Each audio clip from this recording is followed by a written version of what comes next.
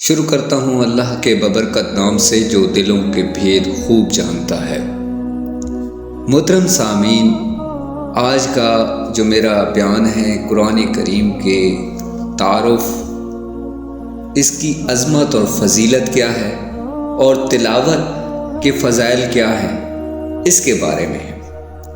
تو ویڈیو کا آغاز کرتے ہیں اور میں امید کروں گا کہ آپ کو میں جو کچھ سمجھاؤں گا اس سے ہم سمجھیں گے اور اپنی زندگی میں اس کو عمل میں بھی لائیں گے۔ تو ابتدا کرتے ہیں کہ قرآن مجید کا تعارف، قرآن مجید کا مختصر تعارف میں بیان کرتا ہوں۔ قرآن کریم اللہ رب العزت کا بے مثل کلام ہے، جو اکیلا معبود، تنہا خالق اور ساری کائنات کا حقیقی مالک ہے۔ وہی تمام جہانوں کو پالنے والا اور پوری کائنات کے نظام کو مربوط ترین انداز میں چلانے والا ہے۔ دنیا اور آخرت کی ہر بھلائی حقیقی طور پر اسی کے دست قدرت میں ہے، اور وہ جسے چاہے عطا کرے اور جسے چاہے محروم کر دے۔ اللہ پاک جسے چاہتا ہے عزت دیتا ہے، جسے چاہے ذلت و رسوائی سے دوچار کر دیتا ہے، اور جسے چاہے ہدایت دے اور جسے چاہے گمراہ کر دے۔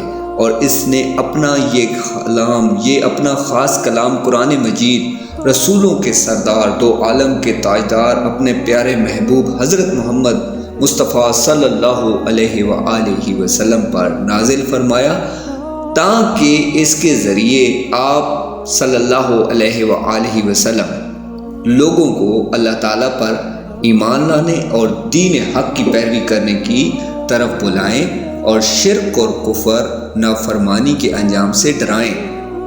لوگوں کو کفر و شرک اور گناہوں کی تاریخ اندھیری راستوں سے نکال کر ایمان اور اسلام کے روشن اور مستقیم راستے کی طرف ہدایت دیں، اور اس کے لیے دنیا اور آخرت میں فلاح ہو، کامرانی ہو، اس طرح کے معاملات ہوں، آسانی ہو لوگوں کے لیے۔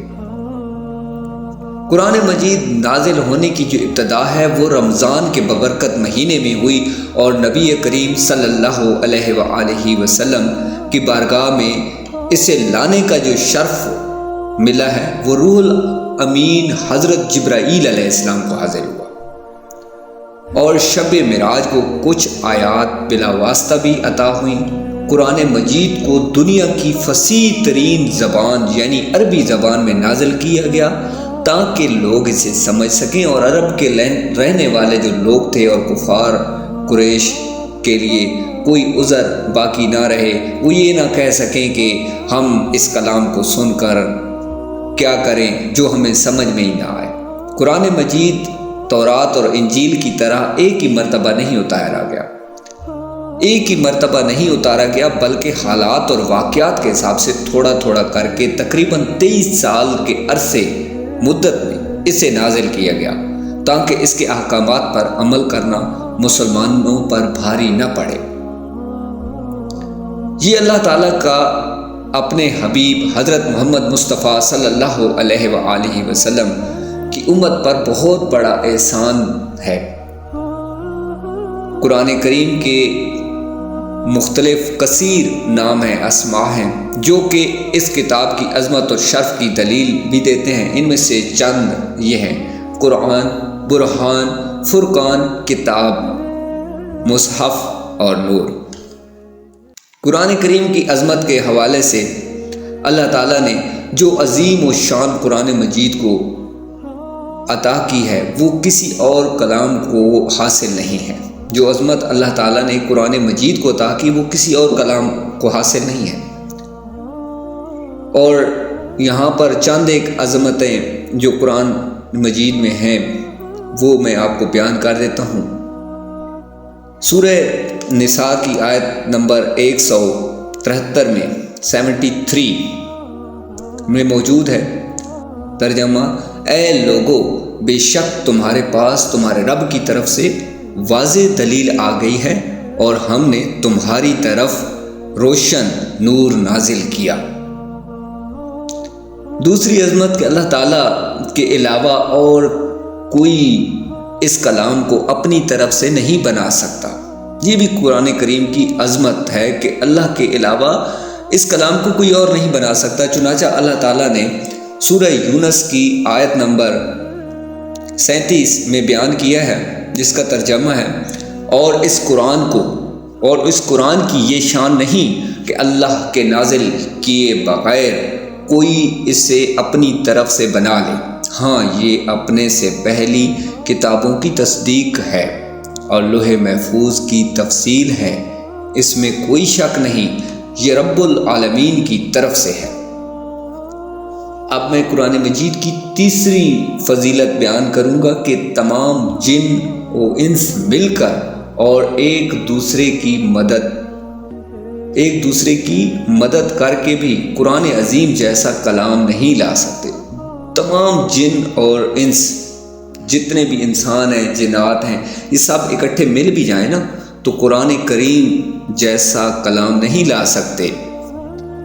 قرآن کریم کی سورہ بنی اسرائیل کی آیت نمبر 77 میں ہے، جس کا ترجمہ، تم فرماؤ اگر آدمی اور جن سب اس بات پر متفق ہو جائیں کہ اس قرآن کی مانند لے آئیں تو اس کا مثل نہ لا سکیں گے، اگرچہ ان میں ایک دوسرے کا مددگار ہوں۔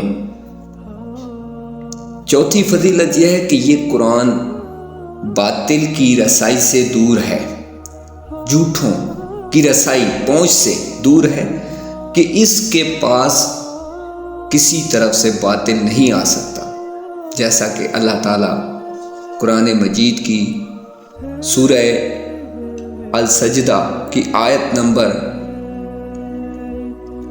32 میں بیان کرتا ہے، آیت نمبر 32 میں بیان کرتا ہے، باطل اس کے سامنے اور اس کے پیچھے کسی طرف سے بھی اس کے پاس نہیں آ سکتا۔ وہ قرآن اس کی طرف سے نازل کیا ہوا ہے جو حکمت والا اور تعریف کے لائق ہے۔ یہ چند ایک فضیلت تھی قرآن مجید کی، ویسے تو بہت زیادہ ہیں فضیلت میں نے بیان کی ہیں۔ اس طرح قرآن کریم کی یہ بھی فضیلت ہے کہ یہ کلام سیدھا اور مستقیم ہے اور اس میں کسی قسم کی کوئی گنجائش، کوئی ٹیڑھا پن نہیں ہے، بلکہ نہایت ہی معتدل اور مسائل عباد پر مشتمل کتاب ہے۔ یہ محفوظ کتاب ہے اور اس میں کسی قسم کی کوئی تبدیلی نہیں ہو سکتی، کیونکہ اس کی حفاظت کا ذمہ خود اللہ پاک نے لیا ہے۔ حفاظت کا جو ذمہ اللہ تعالیٰ نے خود لیا ہے، اس کے لیے اللہ تعالیٰ قرآن مجید میں ارشاد فرماتا ہے، اِنَّا نَحْنُ نَزَّلْنَا الذِّکْرَ وَإِنَّا لَهُ لَحَافِظُونَ، بے شک ہم نے اس قرآن کو نازل کیا ہے اور بے شک ہم خود اس کی حفاظت کرنے والے ہیں۔ ترمذی کی حدیث میں ہے کہ نبی کریم صلی اللہ علیہ وآلہ وسلم نے ارشاد فرمایا کہ کتاب اللہ میں تم سے پہلے واقعات کی بھی خبر ہے، تم سے بعد کے واقعات کی بھی، اور تمہارے آپس کے فیصلے ہیں۔ حضرت عبداللہ بن مسعود رضی اللہ تعالیٰ عنہ فرماتے ہیں کہ قرآن مجید ہر نافع علم پر مشتمل ہے، یعنی اس میں گزشتہ واقعات کی خبریں بھی ہیں اور آئندہ ہونے والے واقعات کا علم موجود ہے۔ ہر حلال حرام کا حکم اس میں مذکورہ ہے اور اس میں ان تمام چیزوں کا علم ہے جن کی لوگوں کو اپنے دنیاوی، دینی اور معاشی اور اخروی آخرت کے معاملات میں ضرورت ہے۔ یہ کتاب ہر قسم کی معلومات ہے۔ یہ قرآن اس راستے کی طرف رہنمائی کرتا ہے جو سب سے زیادہ سیدھا۔ قرآن کریم کے جو فضائل ہیں، احادیث میں اس کی فضیلت کیا ہے؟ احادیث میں قرآن مجید کے بہت سے فضائل بیان کیے گئے، ان میں سے 3 احادیث درج ذیل ہیں جو میں آپ کو بیان کر دیتا ہوں۔ پہلی حدیث ہے کہ حضرت علی المرتضیٰ، حضرت علی شیر خدا رضی اللہ تعالیٰ عنہ سے روایت ہے کہ تاجدار رسالت صلی اللہ علیہ وآلہ وسلم نے ارشاد فرمایا کہ عنقریب ایک فتنہ برپا ہوگا۔ میں نے عرض کی یا رسول اللہ صلی اللہ علیہ وآلہ وسلم، تو اس سے بچنے کا طریقہ کیا ہوگا؟ اس پر پیارے حضور صلی اللہ علیہ وآلہ وسلم نے ارشاد فرمایا کہ اللہ تعالیٰ کی کتاب قرآن مجید، جس میں تمہارے اگلوں اور پچھلوں کی خبریں ہیں اور تمہارے آپس کے فیصلے ہیں، قرآن فیصلہ کن ہے اور یہ کوئی مذاق نہیں۔ جو ظالم اسے چھوڑ دے گا اللہ تعالیٰ اسے تباہ کر دے گا، اور جو اس کے غیر میں، قرآن سے ہٹ کر غیر میں ہدایت ڈھونڈے گا اللہ تعالیٰ اسے گمراہ کر دے گا۔ وہ اللہ تعالیٰ کی مضبوط رسی اور وہ حکمت والا ذکر ہے، وہ سیدھا راستہ ہے۔ قرآن وہ ہے جس کی برکت سے خواہشات بگڑتی نہیں ہیں اور جس کے ساتھ دوسری زبانیں مل کر اسے مشکوک نہیں بنا سکتی، جس سے علماء سیر نہیں ہوتے، جو زیادہ دہرانے سے پرانا نہیں ہوتا، جس کے عجائبات ختم نہیں ہوتے۔ قرآن ہی وہ ہے کہ جب اسے جنات نے سنا تو یہ کہے بغیر نہ رہ سکے کہ ہم نے عجیب قرآن سنا ہے جو اچھائی کی رہبری کرتا ہے، تو ہم اس پر ایمان لے آئے۔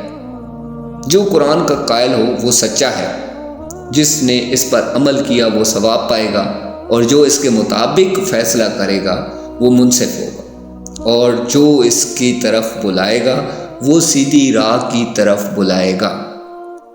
حضرت عبداللہ بن عمر رضی اللہ تعالی عنہ سے روایت ہے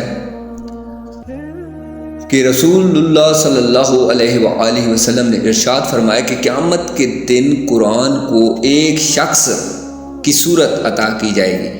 قیامت والے دن قرآن مجید ایک شخص، ایک آدمی کی صورت اختیار کر لے گا، پھر اسے ایک ایسے آدمی کی طرف لایا جائے گا جو قرآن کا عالم ہونے کے باوجود اس کے حکم کے مخالفت کرتا رہا۔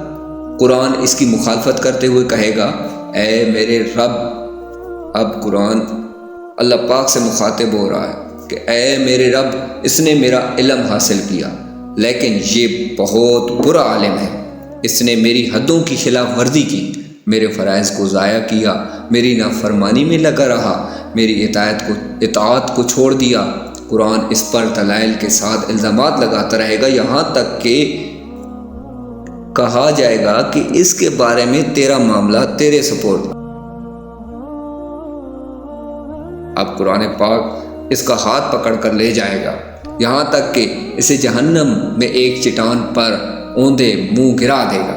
پھر قرآن کو ایک ایسے شخص کی طرف لایا جائے گا، ایک ایسے نیک شخص کی طرف لایا جائے گا جو قرآن کا عالم تھا اور اس کے حکم کی بجاوری کرتا رہا۔ قرآن اس کے بارے میں کہے گا کہ اے میرے رب، اے میرے مالک، اس نے میرا علم حاصل کیا اور یہ بہترین عالم ہے، اس نے میری حدوں کی حفاظت کی، میرے فرائض پر عمل کیا، میری نافرمانی سے بچتا رہا اور میری اطاعت کرتا رہا۔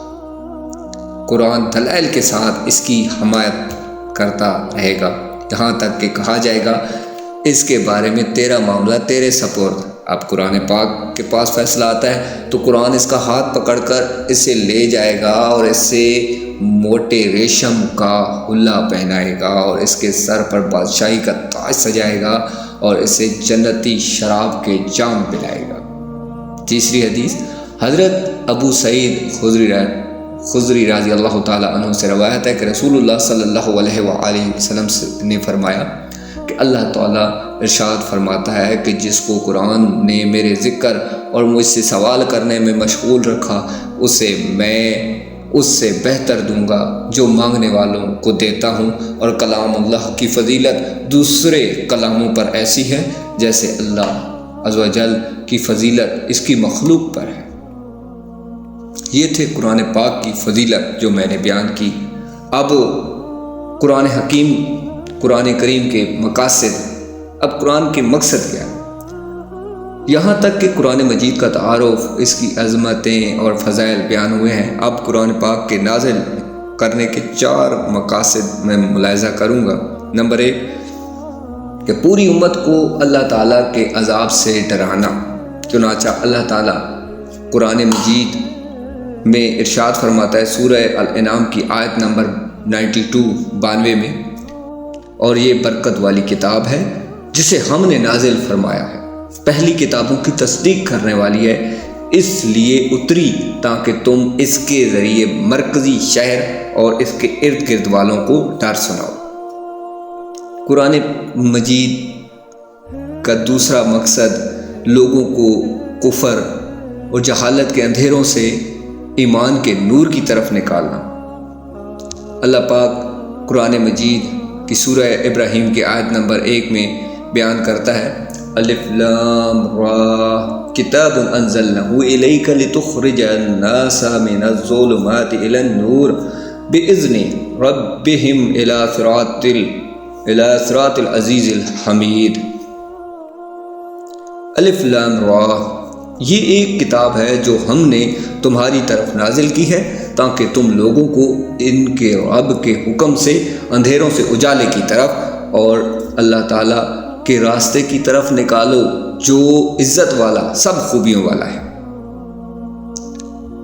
تیسرا مقصد لوگوں تک اللہ تعالیٰ کے احکامات پہنچانا اور ان کے اختلاف کا تصفیہ کرنا۔ چنانچہ اللہ تعالیٰ نے قرآن مجید میں ارشاد فرمایا ہے سورہ نحل کی آیت نمبر 44 میں، جس کا ترجمہ یہ ہے کہ اور اے حبیب، ہم نے تمہاری طرف یہ قرآن نازل فرمایا تاکہ تم لوگوں سے وہ بیان کرو تو جو ان کی طرف نازل کیا گیا ہے اور تاکہ وہ غور و فکر کریں۔ اب لوگوں کو آپس میں جو جھگڑے ہوتے تھے، قرآن پاک نازل کیا گیا تو قرآن پاک میں مختلف مقامات پر ہر قسم کے دنیاوی مسائل کا حل موجود ہے۔ ان کو آپس میں جو اختلاف ہوتے تھے اس کو واضح کیا گیا ہے، یہ وہ کتاب ہے۔ اس کی آیتوں میں غور و فکر کر کے نصیحت حاصل۔ اللہ پاک قرآن مجید میں ارشاد فرماتا ہے، کتاب انزلناه الیک مبارک لیدبروا آیاتہ ولیتذکر اولو الالباب۔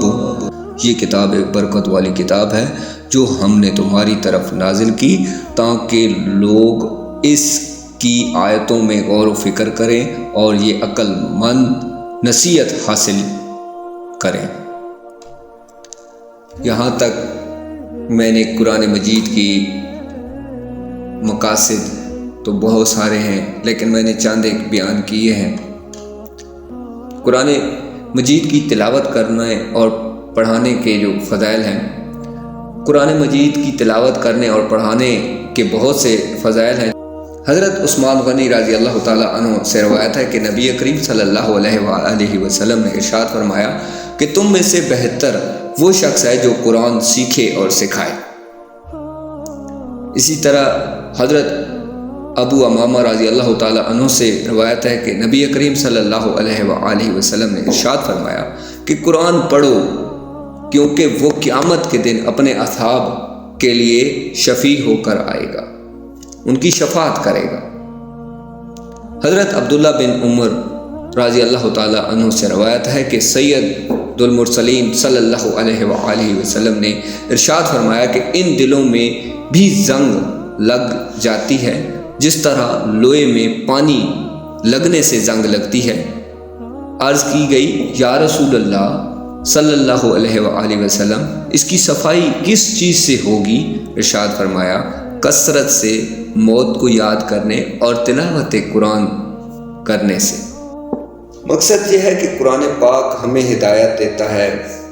قرآن پاک کی تعلیمات سے ہمیں بہت کچھ ملتا ہے۔ مسلمانوں کے لیے ہدایت ہے، ہر ایک کے لیے ہدایت ہے۔ ہم آج دنیا کے مختلف مسائل میں پریشان ہو گئے ہیں، پھنس چکے ہیں، تو قرآن پاک اللہ کی وہ واحد کتاب ہے جس سے ہم ہدایت حاصل کر سکتے ہیں۔ اس میں ہماری دنیاوی اور آخرت ہر چیز، ہر ایک مسئلے کا حل موجود ہے۔ آج ہمارے گھروں میں کتاب مختلف دیہاتوں میں، اور آج بھی ہمارے دیہاتوں میں بھی یہی حال ہے کہ قرآن پاک کو لوگ لحاف جو کپڑے میں بند کر کے اوپر رکھ دیتے ہیں، الماریوں میں رکھ دیتے ہیں۔ قرآن پاک اس لیے نہیں کہ ہم اس کو کتاب کے اوپر کپڑا چڑھا کے بند کر کے اوپر رکھ دیں، اس کے لیے نہیں ہے۔ قرآن پاک ہمارے لیے ہدایت ہے، ہمارے پڑھنے کے لیے ہے۔ ہم اسے پڑھیں، اسے سمجھیں کہ وہ کتاب لکھی گئی ہے، اس کا مقصد کیا ہے، اللہ پاک ہمیں کیا فرماتا ہے۔ ہم قرآن پاک گھر میں رکھ کے اس کو کپڑے میں چڑھا کے اوپر رکھ دیتے ہیں اور پڑھتے نہیں ہیں۔ آج ہماری اولادیں بگڑ گئی ہیں، ہمارے معاشرے منفی کی طرف جا رہے ہیں، لوگوں کے ذہن منتشر ہو رہے ہیں، لوگ گناہوں میں جا رہے ہیں۔ آج ہم ذلت اور رسوائی کا سامنا کر رہے ہیں، تو کس وجہ سے؟ اس کی وجہ یہ ہے کہ ہم نے اپنا مقصد چھوڑ دیا ہے۔ ہمارا مقصد کیا ہے اس دنیا میں آنے کا؟ ہمارا مقصد ہے کہ ہم اس دنیا میں آئے ہیں، کس لیے آئے ہیں؟ اللہ تعالیٰ نے ہمیں اس دنیا میں بھیجا ہے کہ نیک کام کریں، برائی سے بچیں، لوگوں کو ایک دوسرے سے پیار محبت سے پیش آئیں۔ قرآن پاک ہمیں ایک دوسرے کے ساتھ بھلائی کا سبق دیتا ہے، ہمیں حقوق بتاتا ہے کہ کس کے حق ہیں۔ آج جناب والدین بیچارے رو رہے ہیں، بچے ان کی احترام نہیں کرتے، کیونکہ بچوں نے قرآن پاک سیکھا ہی نہیں ہے، ان کو پتہ ہی نہیں ہے۔ ہم نے خود جب قرآن پاک نہیں پڑھنا گھروں میں تو ہماری اولادیں کیسے پڑھیں گی؟ آج ہم ان کو اگر ہم خود ایسا کریں گے تو ہماری اولادیں ہمارے ساتھ اس طرح چلیں گی، وہ ہم سے سوال کر سکتی ہیں۔ تو ہمیں خود جب کچھ نہیں پتہ ہوگا تو ہم ان کو کیا سکھائیں گے؟ پہلی بنیاد تو ہماری اولادیں ہیں، وہ بڑی ہوں گی، وہ ادب سیکھیں گی تو ادب کریں گی نا۔ جب ادب ہی نہیں سیکھیں گی تو ادب کریں گی کیسے؟ پھر حقوق کی بات آتی ہے، بیٹیاں ہوتی ہیں، شادیاں ہوتی ہیں، پھر جا کے وہ شوہروں کو تنگ کرتی ہیں۔ اکثر معاملات ڈیورس کے چل رہے ہیں، طلاق کے چل رہے ہیں، اسی وجہ سے چل رہے ہیں کیونکہ ہم نے بچوں کو سکھایا ہی نہیں ہے۔ بہرحال میرا بیان یہاں پہ ختم ہوتا ہے۔ امید کرتا ہوں کہ اللہ پاک ہم سب کو عمل کرنے کی توفیق عطا فرمائے، اور ہم سب نے اس دنیا سے جانا ہے تو اللہ پاک سے دعا کرتا ہوں کہ اللہ پاک ہم سب کو اس پر عمل کرنے کی توفیق عطا فرمائے۔ صدق اللہ العظیم، صلو علی الحبیب۔